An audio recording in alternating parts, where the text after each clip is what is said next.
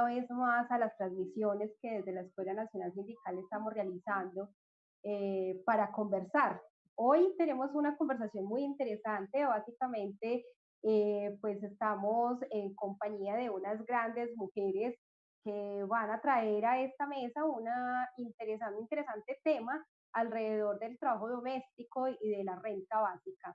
Hemos visto cómo en estos últimos meses la pandemia y todo lo que ha significado el confinamiento nos ha llevado a pensar qué hacer, qué podemos hacer con una población tan golpeada, una población tan vulnerable históricamente como ha sido básicamente las trabajadoras domésticas y conversar hoy en torno a ellas nos trae directamente a un tema que venimos también desde hace años intentando abordar de mejor manera que tiene que ver con el tema del cuidado, la economía del cuidado. Pensar en el cuidado hoy es importante porque este tiempo de confinamiento nos ha llevado a observar que el cuidado es muy importante. Hemos observado cómo el trabajo doméstico ha tenido un rol muy importante, muy significativo en este tiempo de confinamiento y nos ha llevado a abordar de manera importante las condiciones que hoy tienen nuestras trabajadoras domésticas. Tenemos que decir básicamente que en nuestros países, Colombia, México en especial, que nos encontramos hoy para conversar, el trabajo doméstico ha tenido, digamos que de alguna manera ha contado con condiciones muy desfavorables, salarios bajos, inestabilidad laboral y un alto nivel de informalidad. La gran mayoría de las trabajadoras domésticas trabajan por días y formalizar el trabajo, como es la perspectiva que en algún momento hemos conversado, implicaría que muchas de estas mujeres que hoy trabajan en este oficio no logren las garantías que los derechos laborales fundamentalmente podrían suponer para ellas. Esto es un tema que en toda América Latina representa un importante ejercicio de reflexión y hoy básicamente vamos a hacerlo desde dos perspectivas. Vamos a tener como invitadas a dos mujeres maravillosas de México. Tenemos primera persona a Marcelina Bautista. Marcelina es directora del Centro de Apoyo y Capacitación para las Empleadas del Hogar y fundadora del Sindicato Nacional del Trabajo del Hogar. Entonces, Marcelina, bienvenida, un gusto tenerte en la mesa. También vamos a contar con Mari Goldsmith. Ella es doctora experta en trabajo doméstico de la Universidad Autónoma de México. Con ella también abordaremos estos estudios importantes que se han desarrollado y las reflexiones que nos trae. Un poco hace parte de su trabajo académico e histórico y será muy interesante que en esta mesa los dos nos cuente un poco de esas reflexiones. Muchas gracias y bienvenida a esta mesa de conversación, Mari. Entonces vamos a tener dos representantes de México y por Colombia vamos a contar entonces con Claribet Palacio. Ella hace parte de UTRASD, la Unión de Trabajadoras Afrodescendientes del Servicio Doméstico. Bienvenida, Clary, a la mesa. Y también vamos a contar con la presencia de Sandra Muñoz, del Centro de Solidaridad. Tenemos una invitada especial además para conversar acerca de los derechos. Se trata de Viviana Osorio. Ella es coordinadora del programa de mujeres en la red de derechos económicos, sociales y culturales. Bienvenida, Viviana.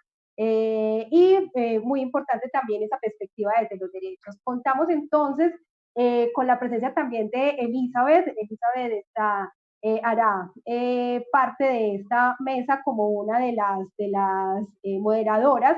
Bienvenida también, Elizabeth. ¿Y qué tal si damos inicio entonces a la conversación del día de hoy? ¿Cómo estás, Elizabeth? Muchas gracias, Franci, por esa presentación que creo que sitúa muy bien, pues, cuáles son las pretensiones de este espacio, que como tú lo dijiste, pues está lleno de mujeres muy poderosas. Y bueno, para comenzar queríamos darle la palabra a Viviana. Quisiéramos que Viviana, desde la red DES, nos cuente cuál es la lectura que han hecho en medio de la pandemia de cómo este contexto ha afectado a las mujeres y en especial a las trabajadoras domésticas. Nos interesa como esa mirada global, pero también aterrizarlo al contexto de América Latina. Entonces, pues bienvenidas todas y le daría paso entonces para empezar a Viviana. Bueno, hola a todas, qué gusto, pues gracias por la invitación, me alegra mucho pues estar aquí entre amigas, entre feministas, entre mujeres en la lucha por los derechos de otras mujeres en el mundo del trabajo, qué alegría. Bueno, como mencionaba Elizabeth, del secretariado de la Red Desk.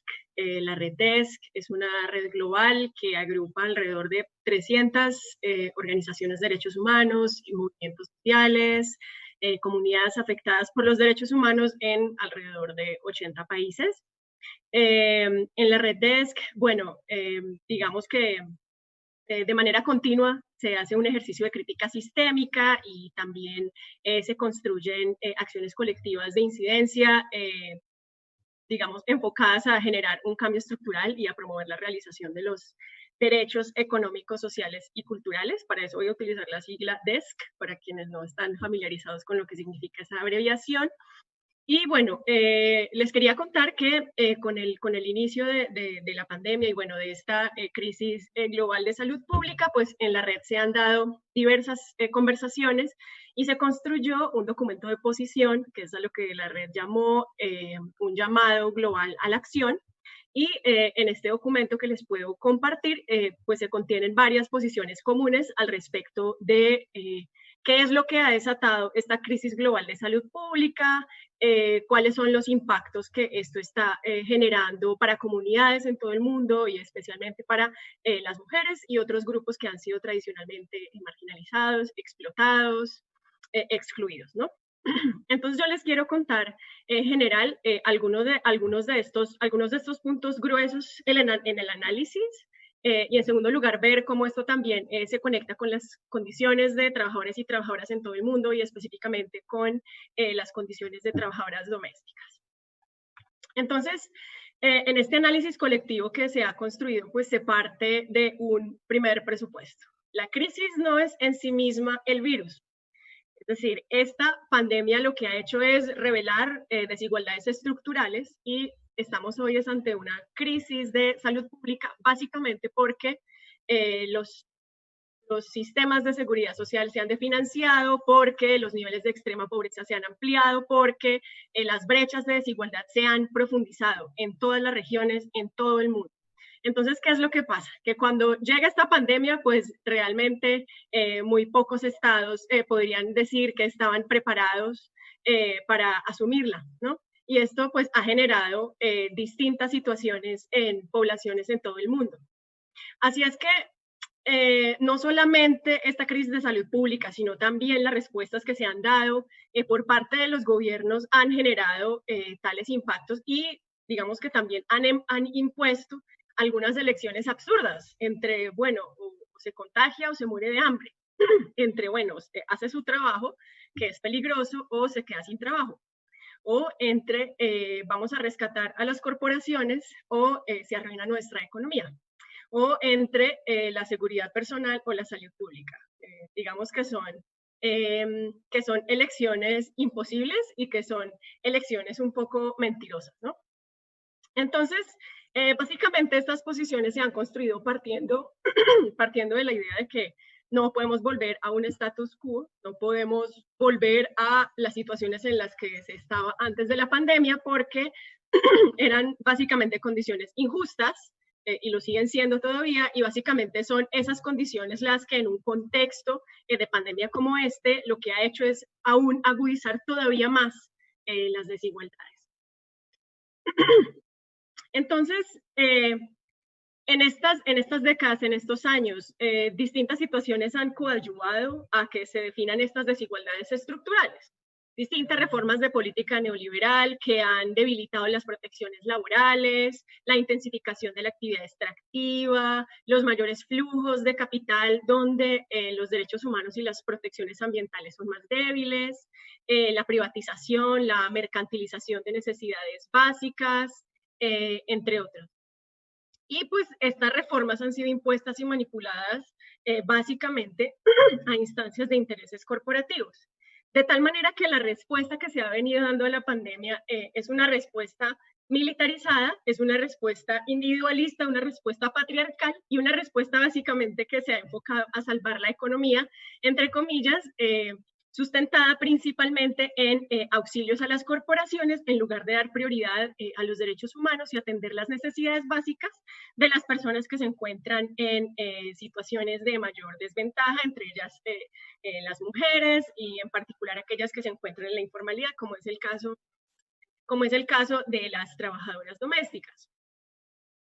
Así es que en muchos países, en especial en el sur global, la mayoría de las personas trabajadoras, incluyendo las trabajadoras domésticas, las personas que trabajan en el sector agrícola, están empleadas en el sector informal sin acceso a la seguridad social y a un seguro de desempleo.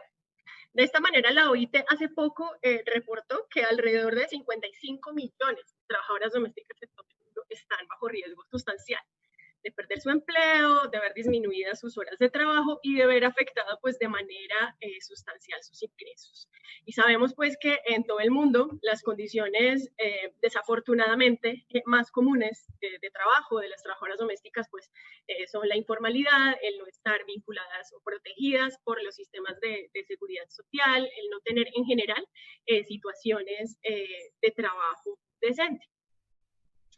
En otros casos, por ejemplo, la incapacidad de trabajar en medio del cierre de mercados comunitarios o la prohibición de beneficiarse de bienes comunes, por ejemplo, de pescar, de ir al río a pescar, o incluso la forma en que han crecido los desalojos, pues esto refleja la manera en que los gobiernos han actuado de manera ineficaz ante esta crisis y han decidido pues priorizar otro tipo de intereses. Y bueno, ¿qué es lo que sucede? Y esto quizás se empieza a conectar un poco por aquí con el tema central de hoy, que es el tema de la renta básica universal, amarrado al tema de la protección social, y es que las brechas en los sistemas de protección social han exacerbado la carga de los cuidados para las mujeres, quienes soportan en todo el mundo la mayor parte del trabajo de cuidado que no se reconoce, no se remunera debido a las persistentes normas de género. 3/4 partes del trabajo de cuidado del mundo lo realizan las mujeres y las niñas, ¿no? Entonces, digamos que estas condiciones preexistentes a la pandemia han agudizado los impactos que esto ha tenido sobre las mujeres y en particular sobre las trabajadoras domésticas.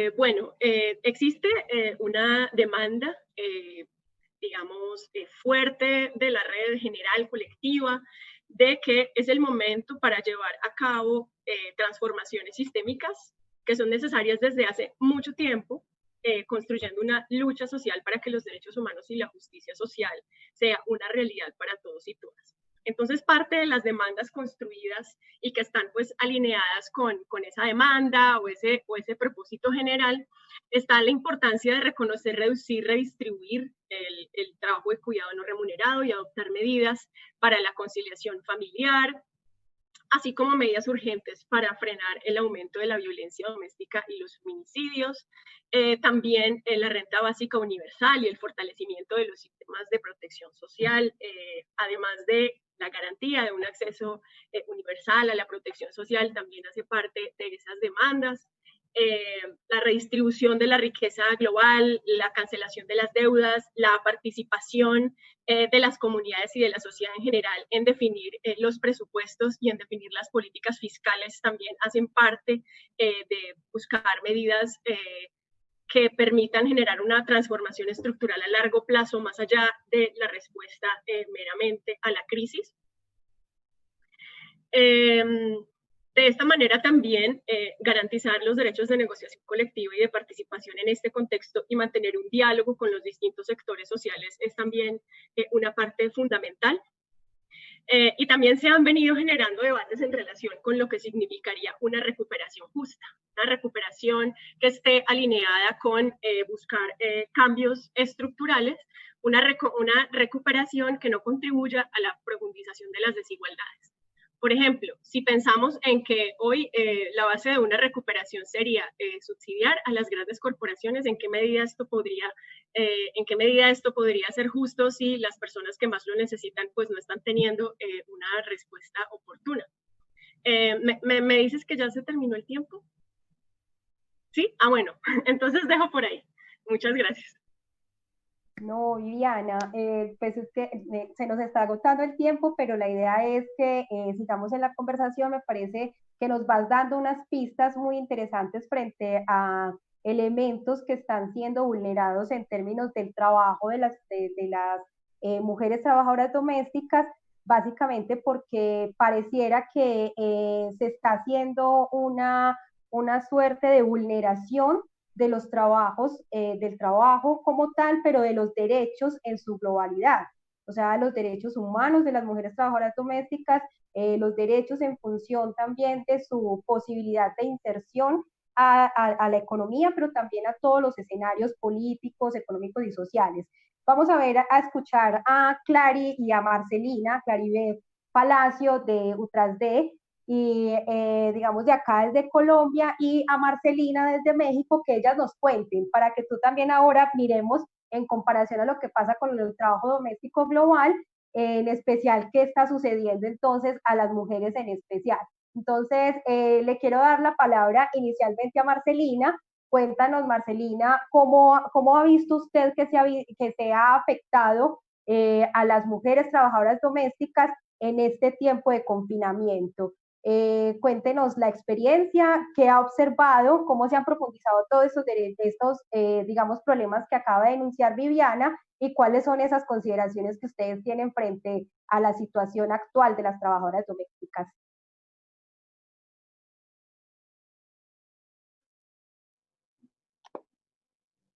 Listo. Muchas gracias. Gracias por la invitación y me da mucho gusto saludar a todas las he conocido y me da muchísimo gusto. ¿Sí me escuchan? Sí, perfectamente, Marcelina, por acá te Ya, estamos muchas escuchando. gracias.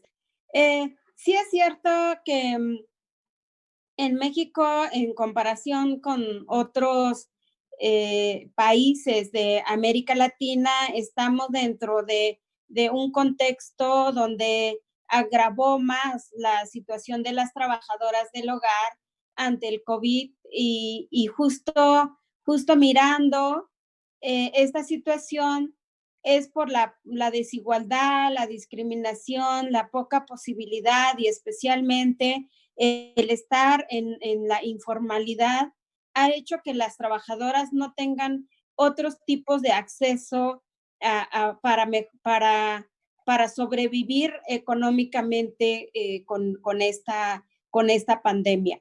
Y por el otro lado, pues claramente vemos que nuestro mundo y nuestras relaciones indudablemente cambiarán. El mundo ya no será lo mismo. No es que no haya sido mejor en el caso de las trabajadoras del hogar. O sea, las trabajadoras del hogar siempre han estado, como decían al principio, pues con mucha vulneración de sus derechos, y a pesar de la lucha que hemos realizado, hemos hecho a nivel mundial incluso, ha sido muy poco pues este acceso a los derechos con ellas mismas, para ellas mismas. Y entonces hay un tema muy importante que uno tiene que ir viendo cómo incidir en ello, en la cuestión estructural. Si no hay un cambio estructural en el cual permita la exigencia de estos derechos por las trabajadoras, simplemente no hay nadie, incluso tomadores de decisiones, que no le van a dar importancia y siempre va a haber argumentos de que no se puede.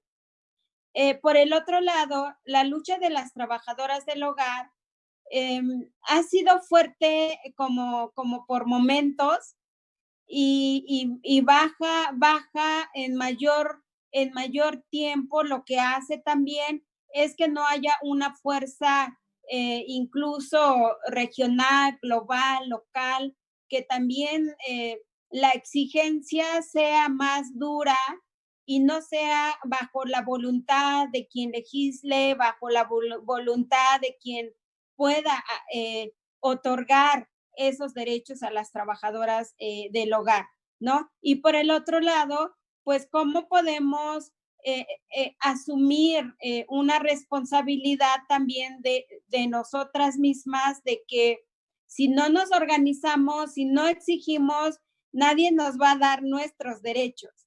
Y vernos mujeres sujetas de derecho es un apoderamiento muy fuerte, porque perdimos el miedo. Y entonces, al perder el miedo, pues exiges lo que te corresponde porque lo marca la ley, porque es un derecho humano y porque es una necesidad. Y por el otro lado, de parte de los empleadores, nunca se han hecho responsables de estos derechos, porque no hay una ley clara en nuestro país que les haga a ellos con esta responsabilidad, y que se vean como empleadoras, sino como las que proveen el trabajo, las que proveen, y que no vean a las trabajadoras como parte de la familia. Verlas como parte, o vernos como parte de la familia, se traduce en una falta de corresponsabilidad, en el cual no permite que nosotras, a la hora de exigir vacaciones, aguinaldo, día de descanso, pues enseguida viene como todo un reproche, donde las malagradecidas somos nosotras.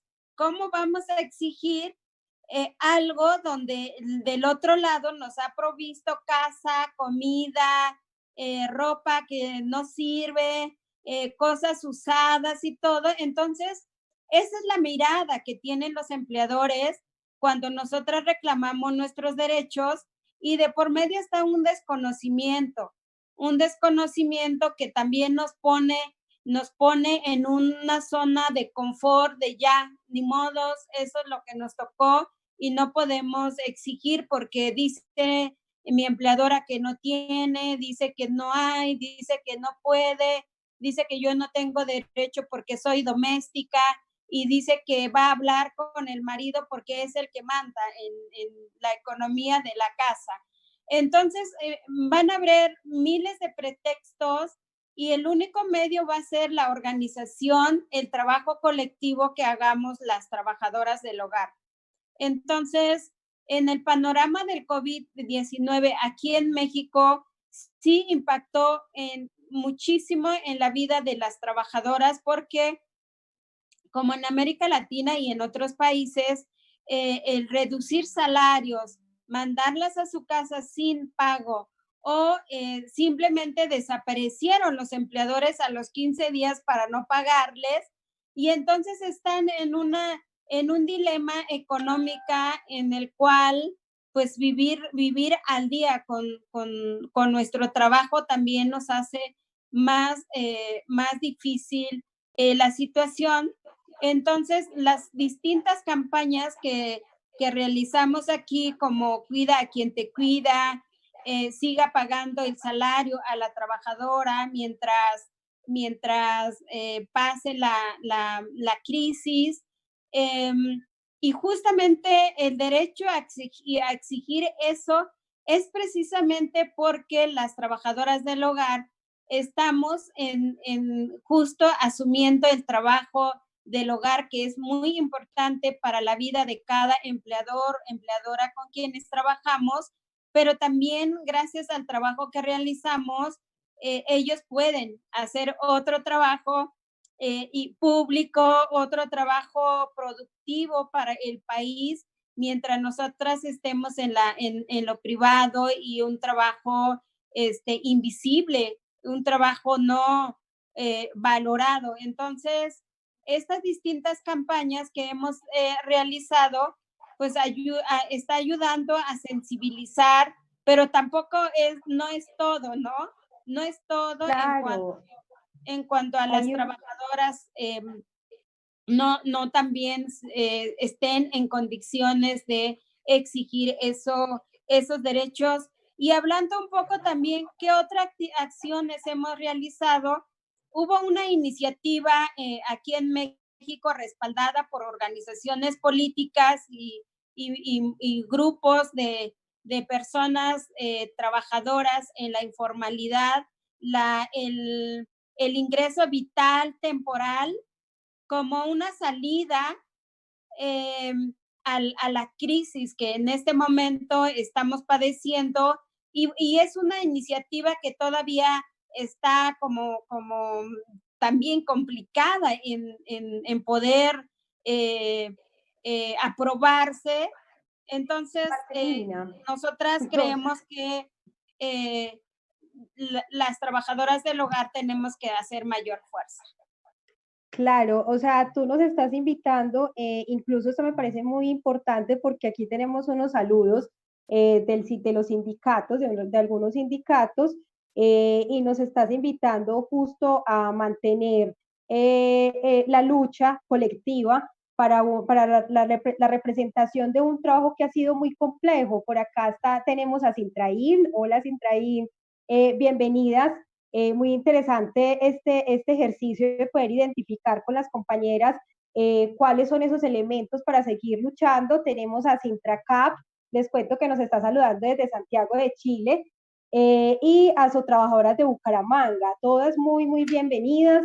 Esta invitación que nos está haciendo Marcelina, muy importante porque, claro, hay una serie de condiciones que ya venían, eran preexistentes y que se están profundizando. Escuchemos, entonces, muchísimas gracias.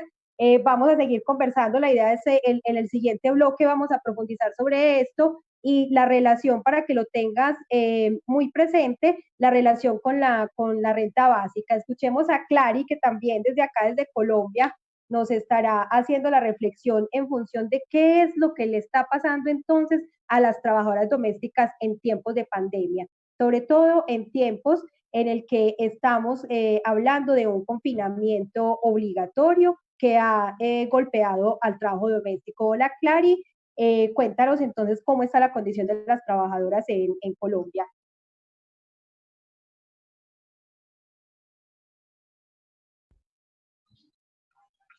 Buenas tardes, me alegra saludarles a las panelistas y a las personas que están conectadas a esta hora. Bienvenidos todos y todas. Justamente las dos me antecedieron, han usado la palabra las condiciones preexistentes. La frase es que estas condiciones preexistentes en el trabajo doméstico, en medio de la crisis por el COVID-19, lo que han hecho reforzar más esas desigualdades, esas relaciones desiguales de poder al interior de los hogares, están a la orden del día y empujando fuertemente a las trabajadoras a esa vulneración de derechos y a esa precariedad absoluta en su mundo laboral. Pues como lo decía Marcelina, en Latinoamérica la crisis por el COVID-19 ha impactado fuertemente a las trabajadoras domésticas y nosotras en Colombia no hemos sido ajenas a ello. Pues justamente contando y ya tratando de irme a los 9 años que tiene ratificado el convenio 189 y que Colombia lo ratificó hace 6 años y vemos que de nada nos ha servido, y pues qué pena que lo tenga que decir así, no nos ha servido de mucho tener ratificado este convenio y ver que en medio de esta crisis estos convenios pudieran haber servido de algo y las normas implementadas a través de este convenio. Entonces, lo que decirles a todo lo que está pasando, yo creo que casi todos lo saben, pero lo voy a recordar. Y son los despidos injustos en medio de esta crisis, los atropellos, se están obligando a mujeres a trabajar internas, mujeres que no estaban acostumbradas a trabajar interna, están siendo obligadas a hacerlo y ellas tienen que tomarlo porque es la única manera que tienen de mitigar un poco el impacto económico en sus hogares. Pero además no es solo obligarlas a trabajar internas, sino obligarlas en esas condiciones tan cercanas a la esclavitud. Pensamos a veces que como estamos en el siglo XXI y en el trabajo doméstico hemos avanzado en materia de legislación, mucha normativa alrededor de nuestro gremio, pensamos que estas cosas ya han sido eliminadas, pero estas prácticas no han sido eliminadas. Estas prácticas se mantienen y en medio de esta crisis se han reforzado. Entonces, bastante lamentable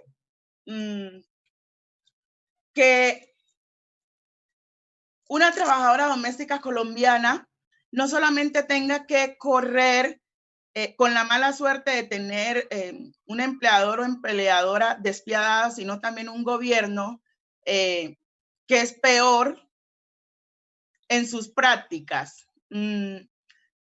Acá en Colombia, desde marzo se han decretado algunas medidas para mitigar ese impacto económico en los hogares y las trabajadoras domésticas no hemos quedado cubiertas en ninguna de estas medidas.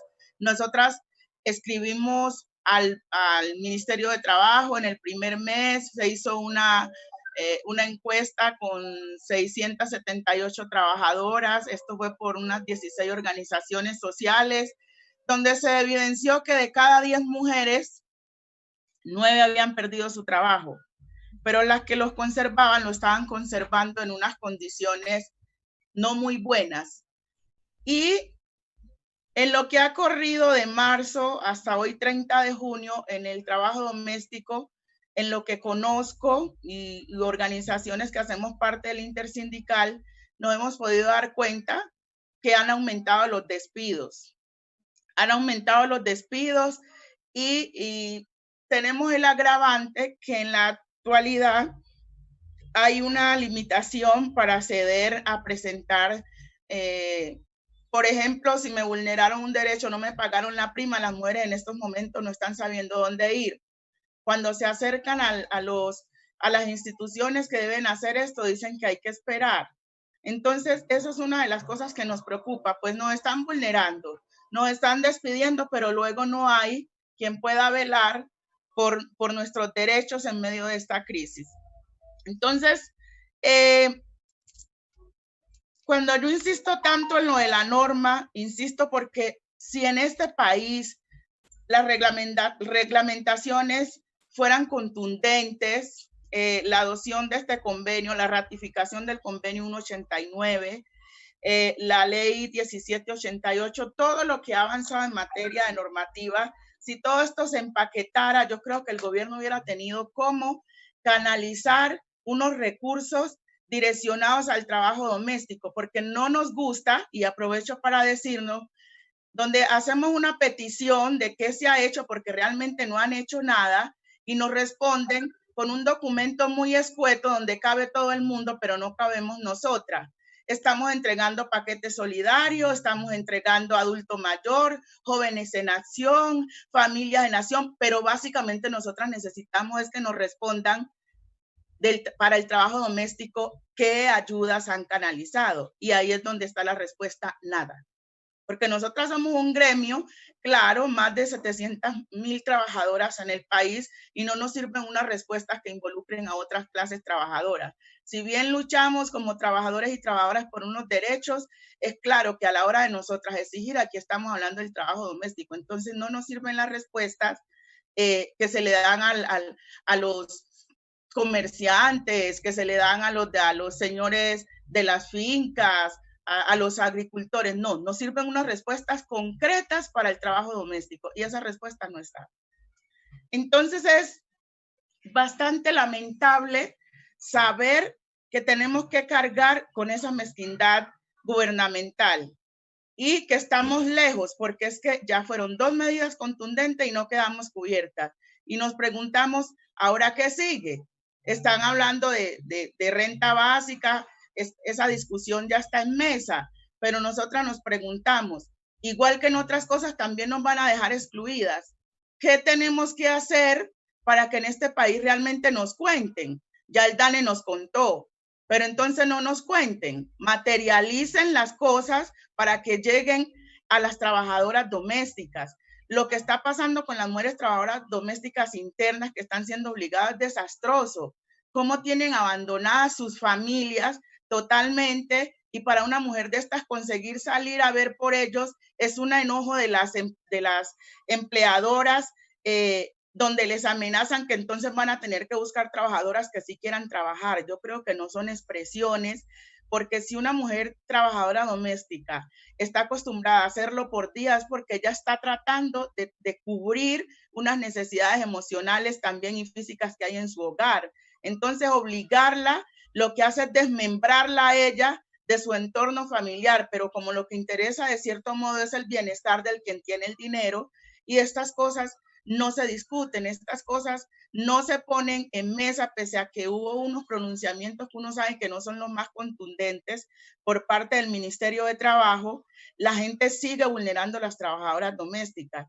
Entonces, yo también hago el mismo llamado de Marcelina, y es a mantenernos en resistencia, a mantenernos articulados sobre todo, porque pues una sola golondrina no hace verano. Y yo creo que ustedes como panelistas y otros sectores, las centrales obreras, que también aprovecho para preguntarme qué están haciendo las centrales obreras en Colombia por el trabajo doméstico, porque yo realmente no he sentido mucha contundencia en el asunto. Y nosotras somos afiliadas a centrales obreras, prácticamente todas las organizaciones sindicales que yo conozco en este país, y este es un diálogo que hay que darlo, y que hay que darlo urgente, porque no nos sirven las discusiones puestas de manera individual. Yo creo que las discusiones colectivas tienen más peso, y que también, y empecé mencionando el convenio 189 precisamente por eso. Yo creo que si ese convenio y su reglamentación fueran tenido en cuenta de forma eficaz, en estos momentos seguramente ya tendríamos mesa tripartita real con empleadores de trabajadoras domésticas, que eso también en medio de esta crisis, esa ausencia por parte de los empleadores organizados nos deja ver que no podemos avanzar tampoco en negociación colectiva, y que el diálogo social en materia de trabajo doméstico está muy limitado, porque nosotros nos reunimos en la mesa y hablamos con el ministerio, viceministro laboral, caja de compensación, todos los demás. ¿Y a dónde está la voz de los empleadores reales? Porque es que la ANDI no nos soluciona nada a nosotras. Entonces, eso también nos deja, la evidencia es clara, que si no se hace un llamado urgente, aunque lo estamos haciendo, pero si no se voltea la mirada frente a nuestro sector, las precarizaciones van a aumentar, porque ahora estamos en medio de la crisis, pero ¿qué va a pasar en la pospandemia con el trabajo doméstico? ¿Qué va a pasar en adelante? Si nuestro gremio es de los que más se puede ver afectado, incluso ya les dije, los desempleos aumentaron y pueden aumentar más en la pospandemia. A pesar que el cuidado es esencial, en ocasiones la gente prescinde de esos servicios de las trabajadoras domésticas, como, bueno, en medio, si a mí me ponen a escoger entre la trabajadora que tengo y pagar de pronto la obligación con el banco, seguramente la señora va a decir, no, váyase, que es lo que han hecho muchos, váyase. Entonces aquí hay que aunar esfuerzos, hay que pronunciarnos. Nosotras seguimos haciendo lo propio, pero es claro, y aprovecho para invitarlas a que nos apoyen, porque las vulneraciones están muy fuertes en el trabajo doméstico. Es muy doloroso uno todo el tiempo recibir llamadas, me pidieron la casa, me echaron, no sé qué voy a hacer, no tengo que darle a mis hijos. Créanme, ustedes no se alcanzan a imaginar cómo mantengo yo la cabeza con estas situaciones por ser la representante de UTRAD. No sabe quién necesita una, yo me voy en las condiciones que sea, Caribe, estoy desesperada, no sé qué voy a hacer. Y ustedes saben, creo que muchas de las panelistas, que ya han ocurrido suicidios, no básicamente de trabajadoras domésticas, pero sí de otras mujeres. Y quién quita que nosotras vamos en la misma línea. Porque cuando usted está presionado, no tiene que darle a sus hijos, pero encima está el arrendador humillándolo, no, la voy a sacar, yo necesito mi casa, pues ¿qué hace uno con tanta carga encima? Muchas gracias. Muchas gracias a ti como por esa exposición de este panorama que es bastante parecido al que también nos muestra Marcelina en el caso mexicano. Nos gustaría ahora, después como de escuchar puntos tan importantes como que esto es un asunto de corresponsabilidades donde los avances normativos son insuficientes y donde también son necesarias transformaciones culturales que acaben pues con formas, incluso con tratamientos humanos entre los empleadores y las trabajadoras domésticas, de los empleadores hacia las trabajadoras domésticas, pero también en transformaciones que siguen impulsando ustedes como mujeres organizadas, que eso es muy valioso, y por eso me gustaría ahora darle paso a la profesora Mari Goldsmith, que desde su trabajo académico también ha acompañado esos procesos organizativos y nos puede contar cuál ha sido también la evolución de esas conquistas en materia de derechos laborales en América Latina y especialmente en México, pues de las trabajadoras domésticas. Profesora.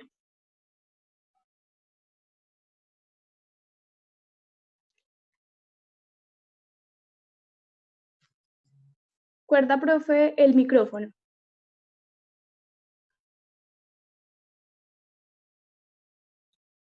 Bueno, muchas gracias por la invitación a participar en este conversatorio con Claribel, con Marcelina, con Sandra, Viviana.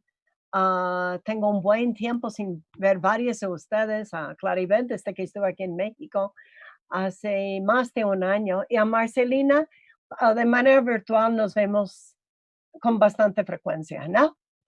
Quizás más de lo que quisiera Marcelina, pero ya, ni modo. Yo la busco mucho.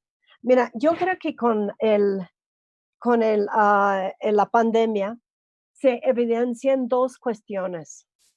Primero, lo que todos han señalado, la desigualdad profunda que aún caracteriza el trabajo del hogar remunerado en todos los países de América Latina, inclusive países que siempre están mostradas como el ejemplo, como en Uruguay o en Costa Rica. Hay muchas dificultades para acceder al reconocimiento y el ejercicio de los derechos de sus derechos humanos laborales, ¿no? También aquí, entonces, lo que han planteado todas, y en eso, es que se evidencia una cosa ya preexistente. De alguna manera, es muy parecido, por lo menos a lo que ha pasado aquí en México. Dicen que ahora con la pandemia, las personas que son dependiendo en tus condiciones preexistentes, o sea, de sobrepeso, de diabetes, de alta presión o vejez, como yo, ¿no? Te va peor es más frecuente que te puedes enfermar, y si te enfermas, te puede ir mucho peor. Creo que en el caso de las trabajadoras del hogar es algo parecido. Están en condiciones con preexistencias de vulnerabilidad, pero en este caso cuestiones sociales, no, de que les hacen les ponen en desventaja frente a los empleadores, frente a cuestiones económicas, porque no tenían seguro de desempleo. En el caso de México, aunque hubo muchos avances en el marco normativo en los últimos 2 años, todavía no se implementa realmente. Entonces, como bien señaló Marcelina, hay menos del 2% de los trabajadores del hogar están inscritos en el Seguro Social, que es fundamental para una cuestión como esta pandemia. Porque si uno no tiene acceso a la atención de salud, vaya que estás en condiciones muy vulnerables. También si tu familia no tiene este acceso, igual, ¿no? Entonces, también no tienen contrato. Si no tienen firmado un contrato, igual que en muchos de los países de América Latina, hay trabajadores que han sido echados del trabajo, les han reducido el salario o les han aumentado también la cantidad de trabajo porque los niños están con más frecuencia en la casa, entonces se ensucia mucho más, hay que cocinar más por la cantidad, también, porque hay una cantidad mayor de gente en la casa y también con más tiempo. Entonces, yo creo que entonces se ha evidenciado, por un lado, esta desigualdad y la vulnerabilidad preexistente, vulnerabilidad social preexistente de los trabajadores del hogar, que es una cuestión histórica porque no, a mí no me gusta plantear que la cultura está por un lado, el marco normativo está por el otro, sino yo creo que hay una gran resistencia por parte de muchos empleadores y muchos gobiernos en reconocer a las trabajadoras del hogar como sujetos de derecho, con los mismos derechos humanos laborales que cualquier otra persona. Y esa es por una historia colonial, patriarcal, que está como que caracteriza a América Latina hasta el tuétano. No sé si dicen tuétano en otros países. Sí, ok. Es que a veces ando hablando con mexicanismos y supongo que me entienden, ¿no? Entonces, ese es más difícil a erradicar. Y por eso también es tan difícil echar a andar propiamente el convenio 189, porque tiene el principio básico es igualdad, igualdad entre trabajadores, clase trabajadora, profesora universitaria, tengo derecho a una serie de prestaciones, a jubilación por ley, por la ley del trabajo, lo tendría que tener lo mismo una trabajadora del hogar. Como dicen aquí en México, todos rabones o todos coludos, ¿no? Así se dice, Marce, o inventé otro refrán. Entonces, esa es la gran resistencia. También la deshumanización por parte de empleadores y los estados. En ese sentido, yo creo que también siempre hay que remarcar que México, dependiendo del fuente, la OIT, el CEPAL lo acaba de publicar de nuevo, hay entre 11 millones y 18 millones, vaya, qué rango de población de trabajadores del hogar en América Latina o el Caribe de habla español. Lo que hay que pensar es concentra entre el 20 y 30% de los trabajadores del hogar en todo el mundo. Solo concentra el 10% de la población mundial de personas. O sea, el trabajo del hogar es como un pilar de las sociedades latinoamericanas, ¿no? Y creo que ese es, por eso también tantos países han ratificado el convenio 189, pero es muy difícil, yo creo que encontrar caminos para subvertir este orden de tanta explotación, ¿no? Entonces, por un lado, se evidencia la desigualdad, pero por otro lado, y aquí es donde se ve mi respeto y colaboración con las organizaciones, se ve por otro lado también la capacidad de organización, aún en tiempos de la pandemia, de las trabajadoras del hogar.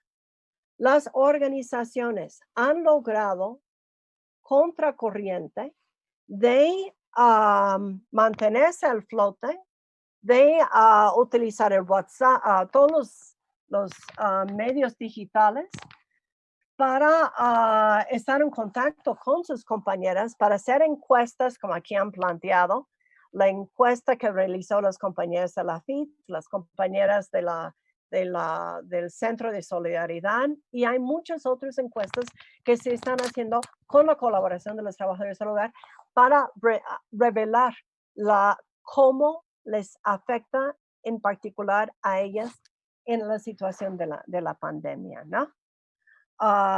Cómo realmente van a estar entre esa población. En México se calcula que 12 millones de personas perdieron su empleo.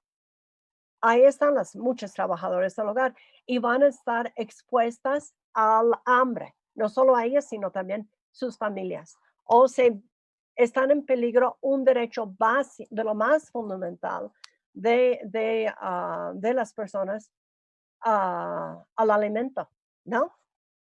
A la salud. Entonces, creo que también lo que se ha visto con esta pandemia también es la capacidad de inventar otras formas de resistencia y organización. Solo, en fin, como un caso. Mira, si vemos en Costa Rica, creo que tienen Carmen Cruz de la Asociación de Trabajadoras Domésticas. Está organizando una mesa tripartita para ver qué pueden hacer en este tiempo, ¿no? Dado que muchos de los trabajadores son migrantes y tienen muy buen manejo de todos los medios, la tecnología, entonces les están aprovechando esos conocimientos previos también para su resistencia política, ¿no? También yo creo que lo dijo Clary muy bien. ¿Qué va a pasar después? Por un lado, va a haber muchísimos trabajadores del hogar que se quedan sin empleo o con reducciones en su salario. O los empleadores ya se acostumbraron a que la trabajadora se queda más tiempo y se muere y se aguanta por el temor de que se va a quedar sin empleo, sin ingreso, ¿no? Entonces hay que pensar, por un lado, va a haber trabajadoras desempleadas. Va a haber otra gente que están desempleados de otras ocupaciones que también compiten para sus trabajos. Va a haber empleadores también que a lo mejor personas con pequeños negocios que a lo mejor ya no van a contratar trabajadores del hogar.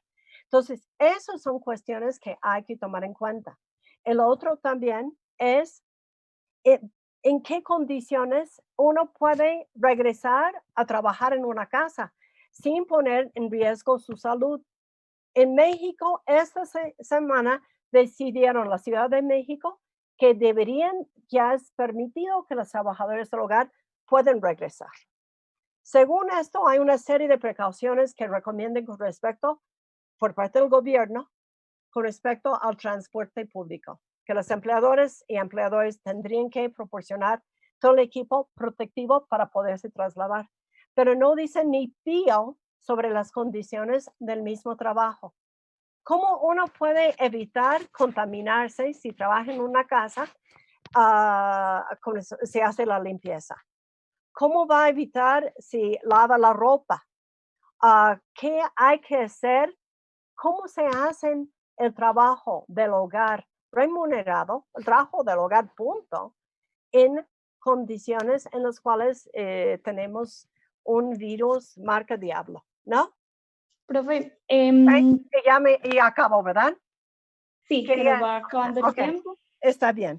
Entonces, creo que ese es uno de los grandes retos y solo va a parecer que estoy haciendo un comercial, pero quienes han avanzado muy bien en eso es la Unión de Personal Auxiliar de Personas Asistentes, de casas particulares, que es un sindicato muy grande en Argentina.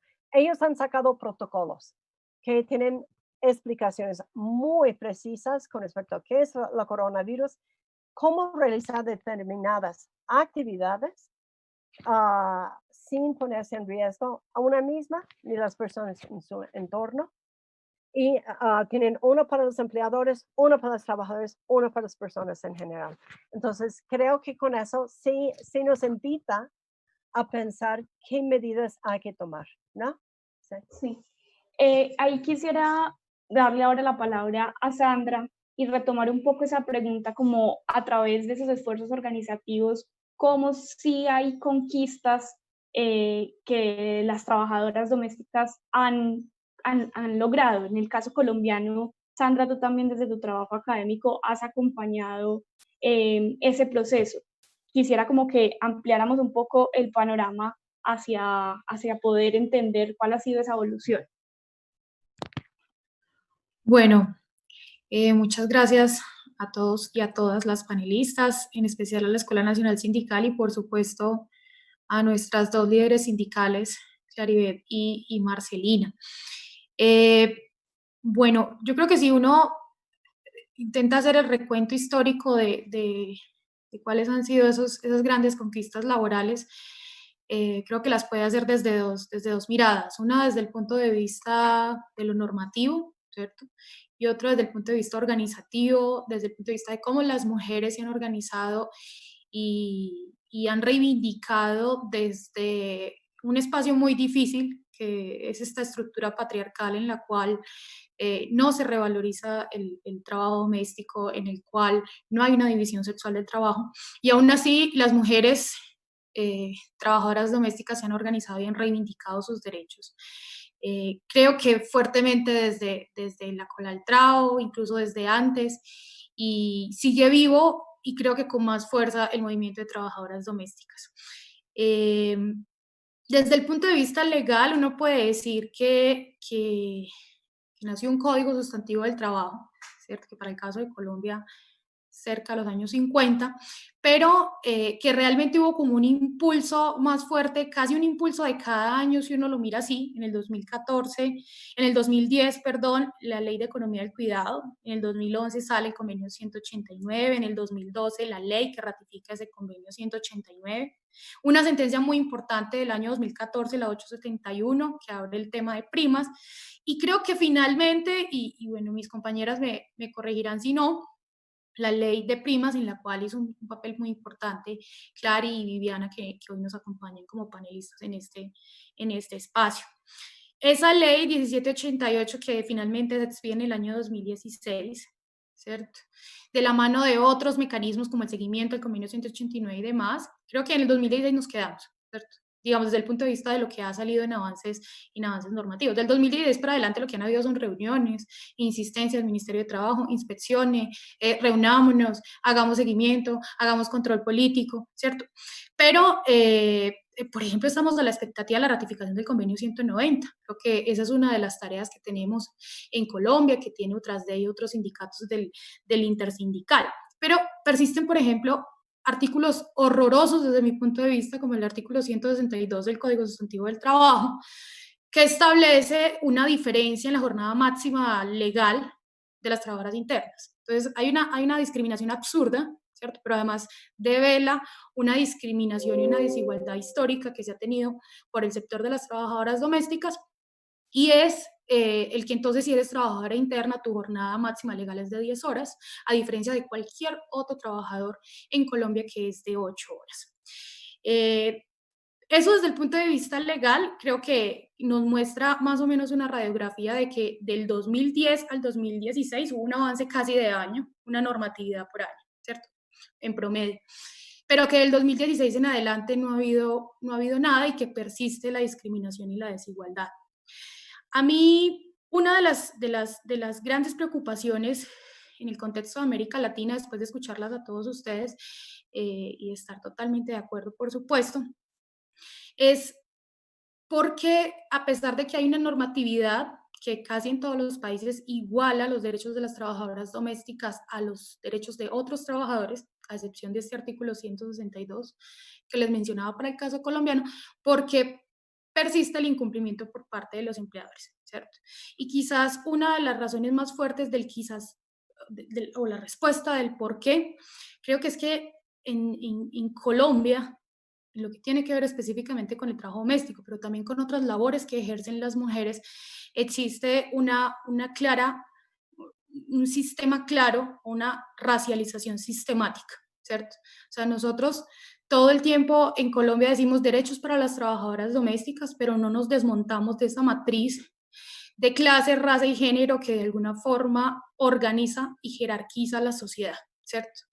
Y mientras eso no pase por ahí, mientras no logremos desmontar esos patrones, mientras las medidas del Estado no estén dirigidas a intervenir esa intersección entre raza, clase y género, que no permite que veamos a las trabajadoras domésticas como trabajadoras que merecen respeto, pero adicional a eso que merecen el reconocimiento como sujetos de derechos laborales y como sujetos de derechos en general, pues vamos a ver situaciones como las que se presentaron en la pandemia o se están presentando en la pandemia, en donde la empleadora, y Clary lo decía ahora muy bien, le pide a la trabajadora doméstica sin ningún asombro que por favor se interne para ella no correr peligro de contagio del coronavirus, ¿cierto? Pero a cambio de eso hay un intercambio, ¿cierto? En donde la trabajadora lo da todo y donde la empleadora de alguna forma se aprovecha de ese todo. La trabajadora deja a su familia, deja a sus hijos, deja el cuidado desprotegido en su casa, ¿cierto? Y se interna bajo las condiciones que quiera la empleadora. ¿Y por qué le pide a una trabajadora que se interne finalmente a sabiendas de que esa trabajadora también tiene su familia? Tiene que ser porque en este orden jerárquico en el que creemos que está construida la sociedad, creemos que el trabajo doméstico, y que especialmente para el caso de Colombia, si el trabajo doméstico lo hacen mujeres afro, es un trabajo que no vale, ¿cierto? Y es un trabajo en donde hay un superpoder, una mujer blanca que tiene la capacidad de pagar y de pedirle a su trabajadora que se interne en esto que llamamos en tiempos modernos de esclavitud. Vean, hay un dato interesante, por lo menos para el caso de Colombia, y aquí trato de entrar con el tema que abordaremos con relación al tema de renta básica, y es la renta básica que se está proponiendo, renta básica de emergencia que se está proponiendo para Colombia, es una propuesta que iría dirigida a los pobres y a los que están en extrema pobreza. Y si uno mira quiénes son los que están en esta escala de pobreza y de extrema pobreza, uno ve que los que están en pobreza, el 50% por lo menos, son afrodescendientes, afrocolombianos, para el caso nuestro, ¿cierto?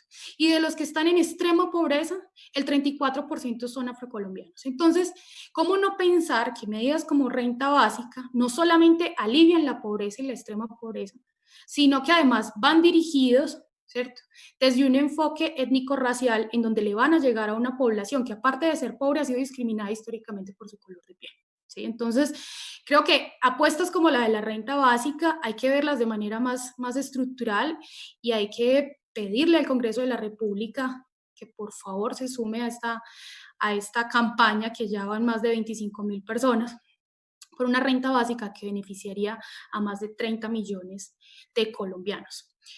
Yo dejaría por ahí, en principio, y le daría la palabra a las moderadoras. Gracias, Sandra. Justo acabas de hacer la introducción del tema que nos convoca, y es si la renta básica para nosotros, o el ingreso mínimo que se propone para México, responde a las necesidades o puede responder a las necesidades de mujeres como las trabajadoras domésticas, que pues ya volvimos, digamos, sobre esos elementos básicos, problemáticos, históricos, y que se profundizaron durante la pandemia, pero que sería interesante ver qué tipo de respuesta da la renta básica, o para qué nos puede servir la renta básica en este momento. Creo que sería interesante que un poco Viviana, de manera sucinta, nos pudiera contar en el mundo, en este momento, desde su perspectiva de género, desde su perspectiva de derechos, considera o no que la renta básica nos estará ayudando a dar respuesta a alguno de estos problemas identificados con el trabajo doméstico. ¿Servirá para algo? ¿Tendrá algún impacto? Luego quisiéramos escuchar también a Clary y a Marcelina, que nos cuenten rápidamente si ellas consideran que, frente a la situación que están viviendo hoy, la renta básica en Colombia o el ingreso mínimo en México, les estará diciendo a ellas de cómo solucionar un problema y luego cerraríamos con ustedes de nuevo pensando en términos académicos a qué problema nos estamos refiriendo desde la renta básica. Entonces vamos a hacerlo rápidamente. La idea es que le dediquemos 3 minuticos a cada una de nosotras, porque además hay algunas preguntas que ya están surgiendo en el entorno que sería muy rico que las tuviéramos en cuenta en este registro. La pregunta básica es, ¿será que eso de la renta básica y el ingreso mínimo está respondiendo a esta coyuntura y nos servirá para las problemáticas que emergen en el trabajo doméstico? Eli. No, yo ahí seguiría con lo que nos propusiste, y es escuchar primero a Viviana, que pues su mirada como experta en temas de género y de trabajo doméstico va a ser importante para entender pues estas medidas de la renta básica y el salario vital, no solo como de cara a la emergencia, sino también como a futuro, ¿no? Y permanentes. Entonces, Viviana, adelante. Vale, muchas gracias. Entonces voy a tratar de ser lo más sucinta posible. Entonces, tenemos un contexto, tenemos en el mundo 55 millones de trabajadoras domésticas que se están viendo más afectadas por la pandemia, siendo América Latina la segunda región más afectada. Tenemos que solamente el 10% de las trabajadoras domésticas en el mundo tienen acceso a la seguridad social. Y esto es muy importante y ya vamos a ver por qué. Tenemos también que 29 países en el mundo han ratificado el convenio 189, todavía faltan muchos esfuerzos de implementación y por supuesto todavía faltan muchos países porque ratifiquen este convenio que también tiene disposiciones frente a la seguridad social. Entonces, ahora quiero tratar de responder 2 preguntas. ¿Cómo es que este es un tema de derechos humanos? En primer lugar, y en segundo lugar, ¿qué elementos deberían estar presentes en la discusión de una medida de renta básica universal para que digamos que es una medida amarrada a los derechos humanos y que también es una medida amarrada a una visión de cambio estructural? Entonces, para tratar de responder la primera pregunta rápidamente, diríamos, y muy en contra quizá de los argumentos que muy seguramente en sus países están escuchando, hablar de renta básica universal no es hablar ni de un regalo, no es hablar de caridad, es hablar de un derecho amarrado al derecho de seguridad social. Entonces tenemos el Pacto Internacional de Derechos Económicos, Sociales y Culturales, la recomendación 202 de pisos de protección social de la OIT. Tenemos que el Comité DESC ha señalado sobre todo en su recomendación 19 sobre seguridad social, la importancia de que los estados avancen hacia garantizar este derecho, sea a partir de sistemas contributivos o no contributivos. Los contributivos son aquellos sistemas en donde las personas hacen contribuciones y también el Estado y también los empleadores para que las personas puedan acceder a diversos servicios sociales. Y los no contributivos son aquellos, por ejemplo, aquellos planes universales, o aquellas transferencias que buscan de alguna manera complementar los ingresos. Un ejemplo de esto es el caso de España. Entonces, en España hace poco se aprobó el ingreso mínimo vital. Esta es una medida no transitoria, en el caso de España es una medida permanente y una medida que hace parte del sistema de seguridad social. Entonces diríamos, hablar de renta básica universal es referirnos también al sistema de seguridad social y es muy importante que veamos las dos cosas amarradas, porque la renta básica universal, si se considera por sí sola, ahí podríamos estar asumiendo ciertos riesgos. Es decir, el enfoque debe ser, si se le apuesta a una medida de renta básica universal, debe apostársele simultáneamente al fortalecimiento del sistema de seguridad social. Porque también existen otras propuestas de renta básica consistentes en que se debilite el sistema de seguridad social para que a través de un sistema de renta básica simplemente se mantenga vigente en los niveles de demanda en la economía. Pero resulta que un sistema de seguridad social nos asegura el acceso a diversidad de servicios sociales, no solamente a resolver el tema de la fragilidad de ingreso.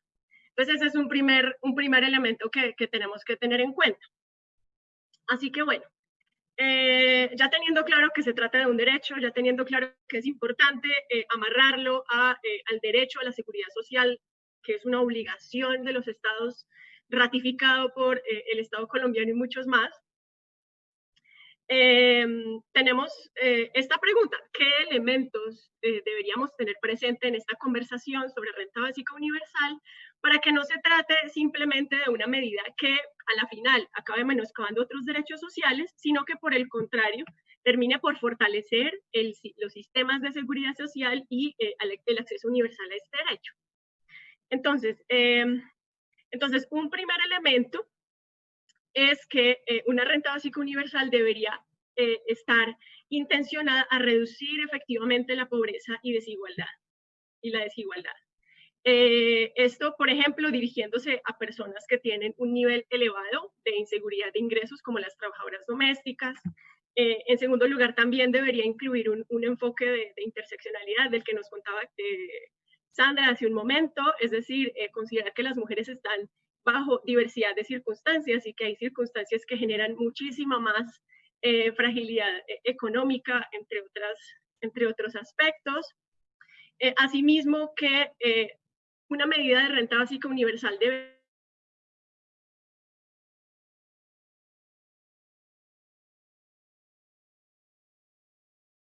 ¿Se le paró a Viviana? ¿Cierto? Así es, se nos fue Viviana.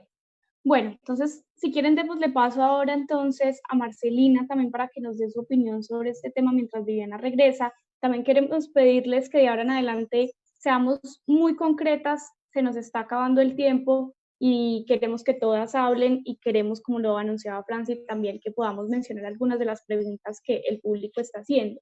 Entonces, Marcelina, concretamente quisiéramos saber cómo es el proyecto de ley sobre el salario mínimo vital en el caso mexicano. Gracias. Recuerda el micrófono. Gracias. Primero que nada, creo que está de por medio para trabajadores y trabajadoras contar con un trabajo digno que implique un contrato por escrito y seguridad social. Y la propuesta o la iniciativa de salario vital es vital, valga la redundancia, es vital, se propone como una propuesta temporal que justo en momentos de crisis como esta que estamos viviendo pueda ayudar a las personas en desempleo, pueda ayudar en un momento tan complicado que incluso las mismas personas que contratan pues también se quedan en desempleo. Y entonces se propone que esto, y tendrían que ser sistemas que impacten en la vida de las personas y justo lo que se pide es que alivie esa parte en ese momento de crisis, pero lo que tenemos que pelear es eso, un trabajo digno con todos los derechos humanos laborales que ello implica. ¿Y por qué? Porque muchas de las trabajadoras, por ejemplo, aquí en México, no se sintieron tan a gusto estando en sus casas, recibiendo un salario en la exigencia de que no podían estar sin empleo, sin salario. Sin embargo, estamos acostumbradas a trabajar y ganar nuestro dinero. Por ello es que lo principal que tenemos que defender es un trabajo digno que también está en los principios de derechos humanos, en los principios de la OIT. Entonces, bajo esa o en esa vía tendríamos que trabajar. Clary, y en tu caso, ¿cómo lo ves para el caso colombiano? ¿Qué hay ahí para contar?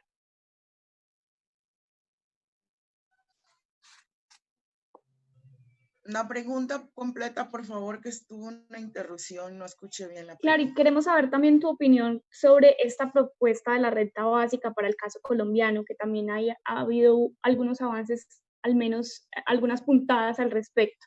Quisiéramos conocer tu opinión, ¿cómo la ves para el panorama colombiano? Bueno, de ser posible esto, pues ya sabemos que hay unos 53 congresistas que el tema de renta básica pues les simpatiza, están como trabajando en ello, pero sabemos que se necesitan más voluntades en este caso.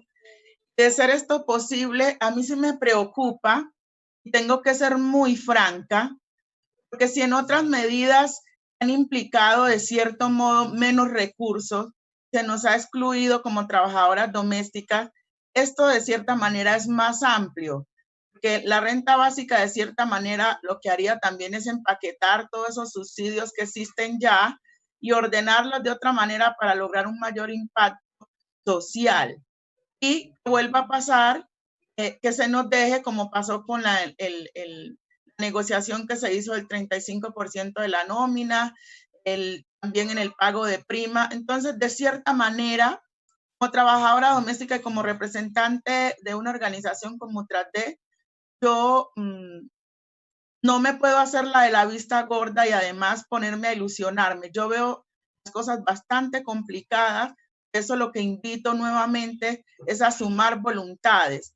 Porque si desde ya no se pone en mesa que hay que incluir un sector como el trabajo doméstico, que es fuertemente golpeado en medio de la crisis por el COVID-19, cuando estas conversaciones o estas discusiones avancen, va a ser muy difícil que nos incluya, como pasó ahora con la prima. Tajantemente el ministro de Trabajo dijo no. Y nosotras tenemos claro que eso se debe también al alto nivel de informalidad, porque todo lo direccionan para trabajadores formalizados. Y es ahí donde preguntamos, nosotras como trabajadoras domésticas de Colombia, no tenemos la culpa de la flojera del Estado y que no tenga unas medidas contundentes para avanzar en materia de formalización laboral y más en un sector que emplea a tantas mujeres, ¿cierto? Entonces, mi llamado es a que estas discusiones se fortalezcan, que se amplíen, que se sume más gente en favor de ella, pero que desde luego vaya quedando claro los sectores que van a ser incluidos, porque para mí es un riesgo muy alto lo que no se escribe desde el principio, luego va a ser muy difícil borrar para volver a incluir, como ha pasado con los planes de desarrollo, por ejemplo. Muchas gracias, Clary, por esa respuesta. Quisiéramos entonces terminar la ronda que hicimos ahorita, también pues desde esa mirada académica con la profesora Mari Goldsmith y con Sandra. Empecemos con la profesora Mari. Les recuerdo, qué pena que sea tan insistente, pero tenemos ya pocos minutos. Acuérdate, profe, del audio. Voy a ser concreta. Mira, complementando lo que dijo Marcelina con respecto a México, la propuesta es que sea una ley para proporcionar lo que se llama el ingreso vital en casos de emergencias para la población que se quede sin empleo o en condiciones de extrema pobreza, ¿no? Por ejemplo, ahora es la pandemia, antes han sido sismos que igual las personas se quedan en la calle de un día para el otro. También solo quisiera hacer mención de una cuestión que creo que habría que pensar, coincido totalmente con Marcelina con respecto a, en un caso como los trabajadores del hogar, como siempre veo tanto resistencia a reconocer lo que uno hace, que es un trabajo de verdad, no una ayuda. Y por ende, debería uno poder tener condiciones de trabajo, incluyendo un salario suficiente familiar que garantice su subsistencia y lo de su familia. Por eso creo que de antemano, Marce, estoy de acuerdo con ella, lo hemos comentado antes, es fundamental esa lucha para las trabajadoras del hogar, porque la idea de que hay que de alguna manera subsidiar el salario que le pagan los empleadores, mejor que los empleadores le paguen un buen salario, que les inscriben en Seguro Social, ¿no? Pero una cosa que sí me hizo interesante ahora que estaba leyendo algunos textos de mexicanos que han trabajado sobre la renta básica, en términos laborales, si hubiera una renta básica de manera permanente, eso ofrecería Entonces, un piso básico de ingreso para que una trabajadora, una persona que va a entrar a trabajar en una casa, no tendría que acceder a condiciones tan infames, ¿no? Tendría como colchoncito para no tener que aceptar un salario miserable o jornadas larguísimas, ¿no? También tendría como un colchoncito en el caso de un despido. Y aparte está la cuestión de la redistribución. Creo que aquí en México, Volvinic, que es un sociólogo del Colegio de México, Araceli Damián, que es otra profesora del Colegio de México, también fue legisladora. Lo que ellos plantearon fue pensar en una renta básica, pero que se extiende de manera progresiva a distintos sectores de la sociedad a lo largo de casi medio siglo, que me parece interesante. Eso sé, pero creo que hay mucho más que discutir como sindicalistas y como feministas con respecto a cuáles serían los matices, características específicas de una renta básica y qué implicaciones trae para la lucha sindical. Muchas gracias, profesora. Escuchamos ahí a Sandra y luego, ya que Viviana pudo regresar, también le damos la palabra para que pueda redondear la idea en la que iba. Entonces, Sandra.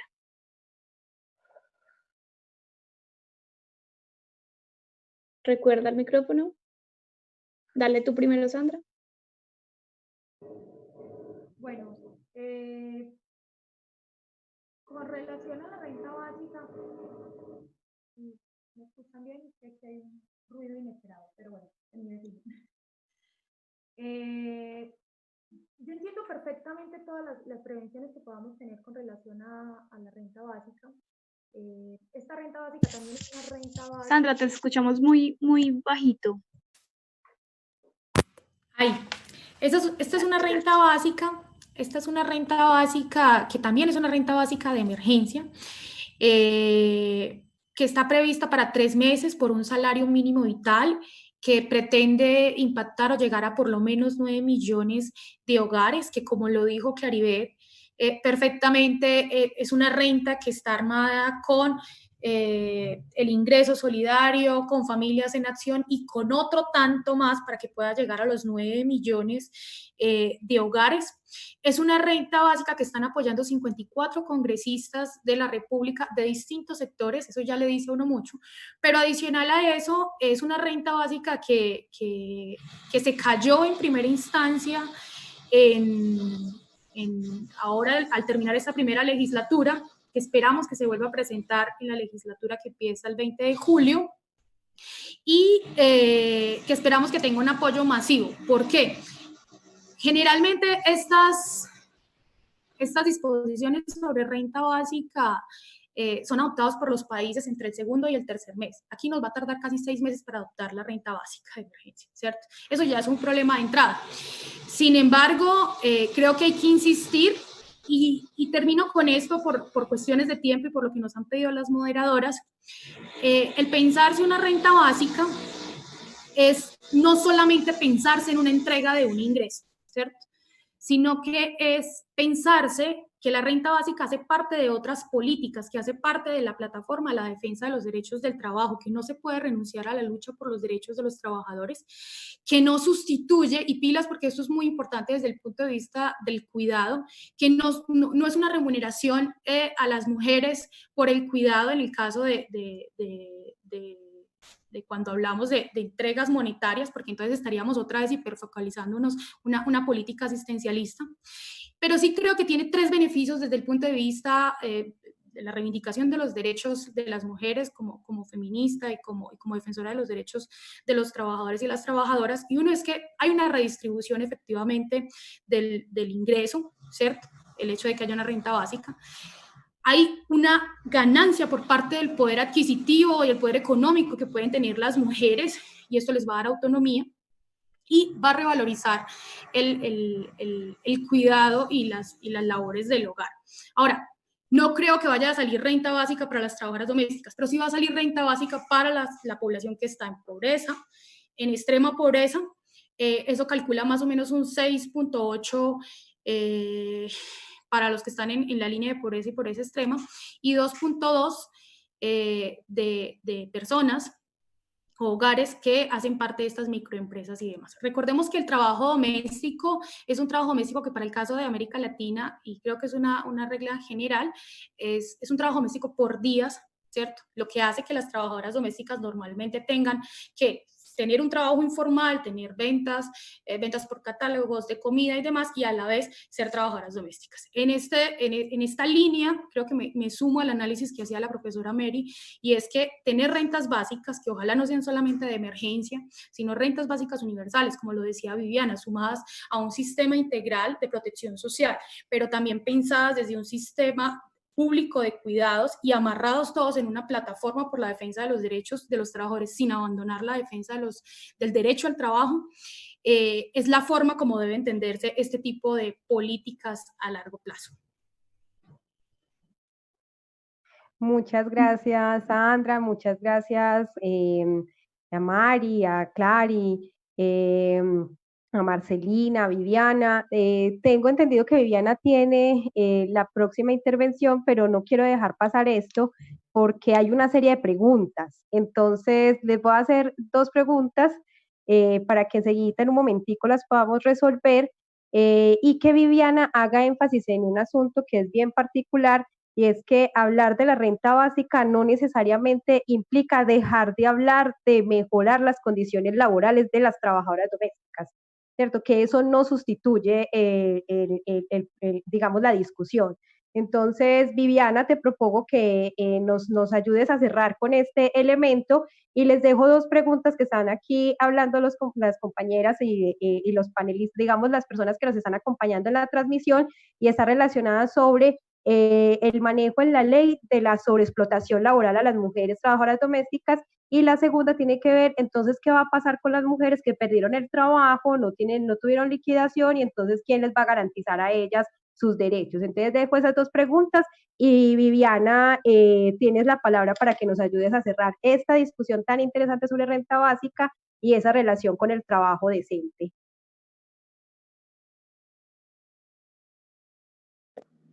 Ya, gracias Franci, qué pena que ahorita se me cortó la conexión. Bueno, entonces sí, justamente el punto en donde está esa conexión tan fuerte entre pensar una propuesta de renta básica universal es que esté amarrado a los sistemas de protección social, a un sistema universal de cuidado, no que lo aislemos de estas otras estructuras que permiten acceder a los distintos servicios sociales. Quería rescatar la importancia justamente de promover que sea un tema estructural y no solamente en el contexto de emergencia, porque es un tema vital en términos de redistribución. En las últimas décadas hemos visto cómo se ha incrementado la acumulación de capital y cómo ha disminuido el nivel de participación de las personas en la generación de riqueza. Este es un tema clave en ese sentido. Es un tema muy importante para volver a poner sobre la mesa y debatir temas que tienen que ver con las políticas económicas redistributivas y también en el caso específico de las trabajadoras domésticas y en general de trabajadores y trabajadoras en la economía informal, es que pensar en una renta básica amarrada a un sistema fuerte de protección social que mejore la cobertura de estos trabajadores y trabajadoras, pues va a permitir también que puedan elegir libremente su trabajo, que puedan no aceptar condiciones de trabajo precarias o de explotación o de violencia, porque tienen la posibilidad de beneficiarse de otro tipo de servicios sociales. Así es que este contexto también ha generado esta gran oportunidad de volver a poner sobre la mesa temas de política económica redistributiva, de seguridad social, de renta básica universal, que son temas que habían estado relegados en la agenda de derechos humanos. Y es indudablemente una gran oportunidad para que desde el sector del trabajo doméstico se avance en medidas para expandir la cobertura de la seguridad social y para mejorar la seguridad de los ingresos de las mujeres y su autonomía económica. Entonces dejaría por ahí. Muchas gracias. Muchas gracias a ti, Viviana. O sea, hay un escenario que es el escenario de emergencia en este momento, que implica pensarnos el ingreso vital o la renta básica de emergencia, lo que no elimina la posibilidad de que hablemos también a términos de futuro de una renta básica universal, sostenida en el tiempo, porque es pensar de manera distinta cómo se distribuye la riqueza en el mundo, ¿cierto? Cómo estamos, digamos, cómo tenemos acceso cada una y cada uno de los ingresos. Entonces, la renta básica universal implica pensar en la economía desde otro nivel. Pero ya en términos entonces de lo propiamente, digamos, relacionado con el trabajo decente, aún quedan muchos temas por resolver y digamos que hoy podemos hablar de dos cositas que salen aquí reiteradas en el chat del Facebook Live y tiene que ver con qué estamos haciendo frente a esas políticas, insisto, pues ahorita dije las preguntas, frente a eso de la sobreexplotación de las trabajadoras domésticas. ¿Y qué va a pasar entonces con las trabajadoras domésticas luego de que termine la pandemia y ahorita está sin trabajo? Quiero como dejarles la pregunta rápidamente. Yo creo que en un minutico cada una puede dar una perspectiva. Nos están esperando aquí 41 personas, pero ya es hora de ir cerrando. En un minutico, ¿qué estamos haciendo? ¿Qué habrá para poder resolver estas dos grandes inquietudes? Empezaría por Clary y por Marcelina. Un minutico, Clary y Marcelina. Cuéntenos cómo ven esta perspectiva. Clary.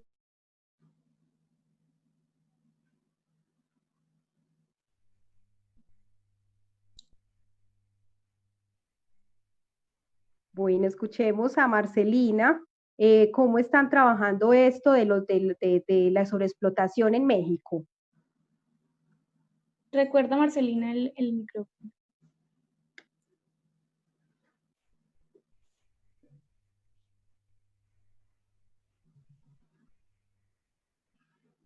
Marcelina. Se nos fue Marcelina. Ok, entonces, Claribel está por acá.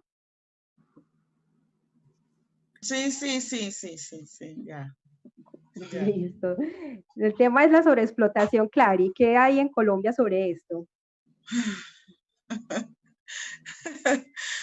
Bueno, no, yo creo que las organizaciones sindicales de trabajadoras domésticas, todas trabajamos estos temas a través de capacitaciones, sobre todo en materia de derecho, para que las trabajadoras domésticas sepan cuáles son y poder disminuir de cierta manera esta sobreexplotación. Pero el asunto es bastante delicado porque en un país como el nuestro, que no hay de cierta manera una demanda sana del trabajo doméstico, una demanda con garantías, sino que cualquiera quiere tener su trabajadora doméstica, pero pagarle de cualquier manera, y además donde el asunto cultural, esa resistencia de la que siempre hablamos, impide que se disminuya esta sobreexplotación, porque vuelve y juega. Ahora en medio de esta crisis, cómo se incrementó la carga laboral en las trabajadoras domésticas, no solo en sus espacios de trabajo,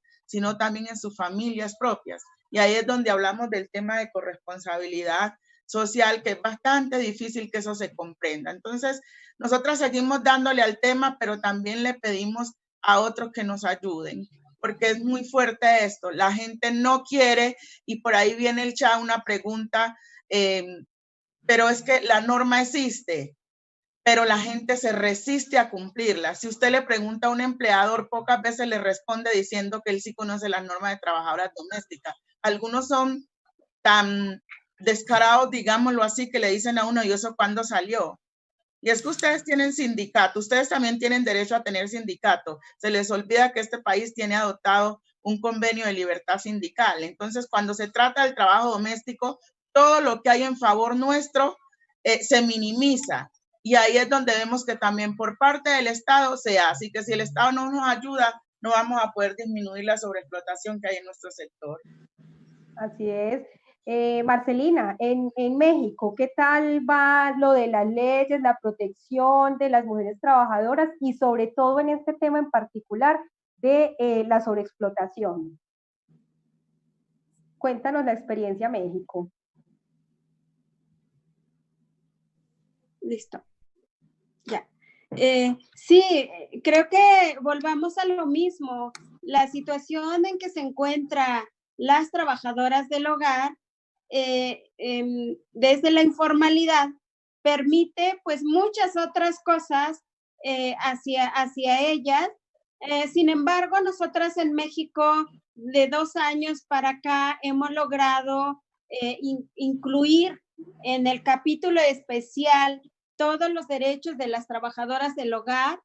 Ahora en septiembre prácticamente termina el plan piloto para que ellas puedan exigir de manera obligatoria la seguridad social.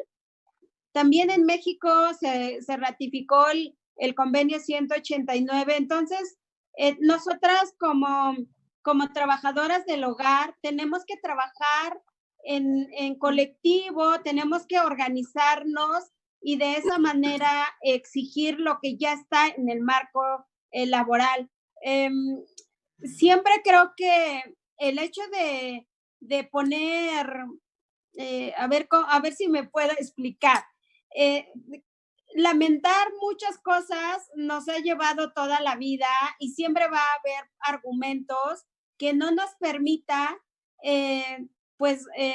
plasmar estos derechos en la práctica.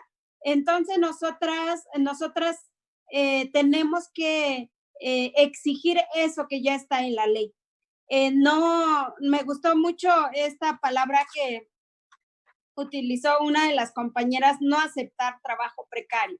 Y entonces creo que también ya depende de nosotras la fuerza que tengamos, la necesidad que tengamos.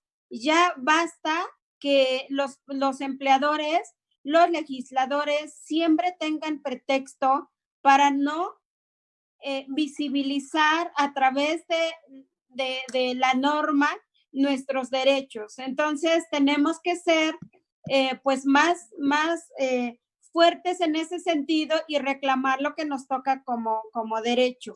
Por el otro lado, las trabajadoras en desempleo, por ejemplo, pues sí es muy complicado y es lo mismo, los empleadores que no han firmado contrato, que no han otorgado seguridad social, pues le ha sido mucho más fácil dejar en la calle a las trabajadoras que siempre han atendido a ellos.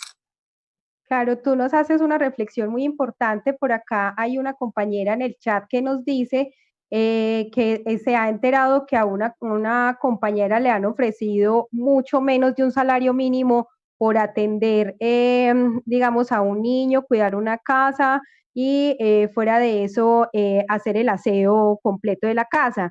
Lo que llama la atención es que es una decisión también de las trabajadoras aceptar o no esas condiciones de precariedad, lo que significa que de alguna manera este es un rol muy importante del sindicato, ¿cierto? Los sindicatos son los llamados a generar mayor conciencia en función también de hacer respetar los derechos propiamente de las trabajadoras.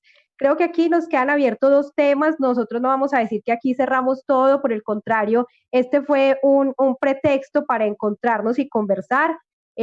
Abrir la discusión en torno a la renta básica, al trabajo doméstico, apenas es un abrebocas, estamos reconociendo el tema, nos estamos introduciendo a esta información. Este será nuestro primer ejercicio, pero la idea es que sigamos construyendo alternativas, que nos sigamos encontrando. Así que quisiera como agradecerles a todas por haber participado, por haber aceptado la invitación a este primer conversatorio, haber tenido la paciencia de haber compartido desde sus conocimientos y desde sus experiencias. Y quiero agradecer muchísimo también a las personas que nos han escuchado hoy, a los hombres y mujeres que se conectaron en el Facebook Live. Insisto, nos quedan muchos temas, vamos a recoger las preguntas, vamos a recoger un poco las inquietudes y esta será una invitación a seguir conversando. Muchas gracias por todo a la invitación, muchas gracias a los técnicos que nos ayudaron en la Escuela Nacional Sindical a que esto fuera posible y un saludito muy fraterno para todas y todos los presentes en este Facebook Live. Muchas gracias. Muchas gracias, abrazo a todos.